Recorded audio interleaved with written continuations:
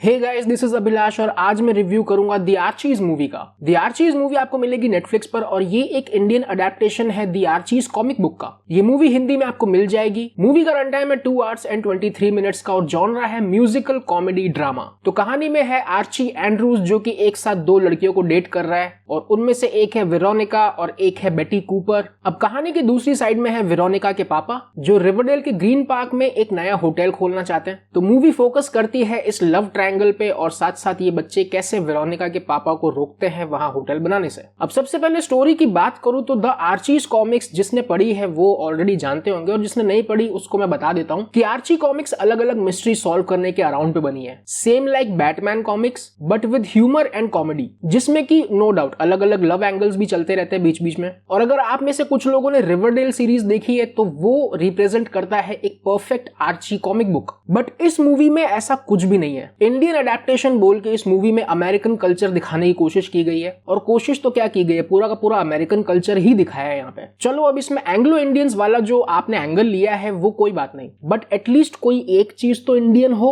और honestly story में कुछ भी नहीं है। जो इस मूवी का ट्रेलर है वो ही इस मूवी में दिखाया है बट विद 16 सॉन्ग्स। हाँ, इस मूवी में 16 गाने हैं, इसीलिए ये म्यूजिकल है। एक पॉइंट पर मैं खुद सोच रहा था कि म्यूजिकल बनाने से पहले शायद इनका मकसद हो कि यंगर जनरेशन को अट्रैक्ट करना है, बट मूवी देखने के बाद आई डोंट थिंक कि जेनजी ने इस मूवी को भाव भी दिया होगा। बट फिर कुछ इंटरव्यूज देखने के बाद मुझे समझ में आया कि this movie is the official launch pad for these nepo kids. और अब नेपो किड्स की बात आई गई है तो चलो सबके नाम ले लिए जाएं। सबसे पहले अगस्त्य नंदा, ग्रैंडसन ऑफ अमिताभ बच्चन। सिर्फ और सिर्फ इन्हीं का कैरेक्टर है जो 10% इंटरेस्टिंग है, बाकी इनको भी एक्टिंग सीखने की बहुत ज्यादा जरूरत है। अब जिनको एक्टिंग बिल्कुल नहीं आती और जिनको बस कैमरा के आगे खड़ा करके लाइंस बुलवा दी गई है वो है सुहाना खान, डॉटर ऑफ शाहरुख खान, और दूसरी है Khushi Kapoor, daughter of Boney Kapoor and late Mrs Sridevi ma'am. और इन दोनों के तो एक्सप्रेशंस तक भी चेंज नहीं हुए पूरी मूवी में, they are like this only. और इनमें से खुशी कपूर ने तो टांग टूटी हिंदी बोली है भाई। मतलब आपको ऐसी हिंदी सुनने को मिलेगी कि एक बार हिंदी भाषा को भी लकवा मार जाए। और ऐसी बात नहीं थी कि ये कैरेक्टर की डिमांड है, नहीं, खुशी कपूर को हिंदी बोलनी नहीं आती है इन रियल लाइफ।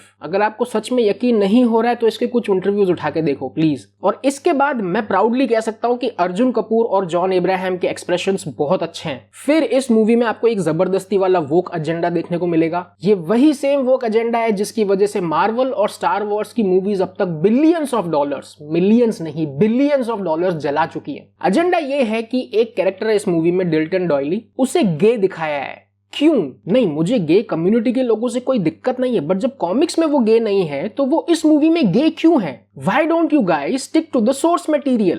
अच्छा, इसके बाद now comes the fun part. कल रात को जब मैंने ये मूवी फिनिश की तब IMDb पर इसकी रेटिंग 2.1 थी आउट ऑफ 10। तो मुझे देख के काफी सही लगा कि हाँ, ये मूवी इतना ही डिजर्व करती है। तो मैंने स्क्रीनशॉट तो नहीं लिया उस चीज का, बट ट्रस्ट मी, कल रात को 10:21 पर ये 2.1 था और उसे 531 लोगों ने वोट किया था। और आज सुबह 6:40 पे जब मैंने देखा तो ये है इसकी रेटिंग, और वो 500 वोट अचानक से 8600 तक आ गए। तो अब आप लोग समझदार हो और समझदार को इशारा काफी। यही नहीं, आप YouTube पर भी इसके रिव्यूज देख लो, बहुत सारे लोगों ने इस मूवी की तारीफ की है। और कमाल की बात यह है कि उन सबकी स्क्रिप्ट सेम है। उनको सुहाना खान की एक्टिंग अच्छी लगी, उनको खुशी कपूर की एक्टिंग अच्छी लगी, उनको ये दोस्ती और प्यार वाला एंगल अच्छा लगा, फिर उनको ये पेड़ों को बचाने वाली चीज अच्छी लगी। तो कुल मिलाकर आप लोग समझ जाना कि अगर आप लोग वैसा कोई रिव्यू देख रहे हो तो उसको समोसे के पैसे मिल चुके हैं। और आप लोग समझदार हो और समझदार को इशारा काफी। अब आखिर में इस मूवी की डायरेक्टर है Zoya Akhtar and this is the worst and the weakest of her job. इससे वाहियात और घटिया काम मैंने नहीं देखा उनका। अब देखो, एक बात यह भी है कि उनकी मूवीज में एक अमीर प्रो मैक्स वाला टच रहता है जो कि नॉर्मल जनता को बार बार फील करवाता है कि तुम लोग कुछ भी नहीं हो, और वो चीज आपको इस मूवी में भी मिलेगी। फॉर एग्जाम्पल, बेटी कूपर ये जो कैरेक्टर है ये सबसे गरीब लड़की है इस मूवी में। तो अगर आपको लग रहा है कि हमको थोड़ा सा भी रिलेटेबल फील करने को मिलेगा तो अभी अपने हाथों की नस काट लो और मर जाओ।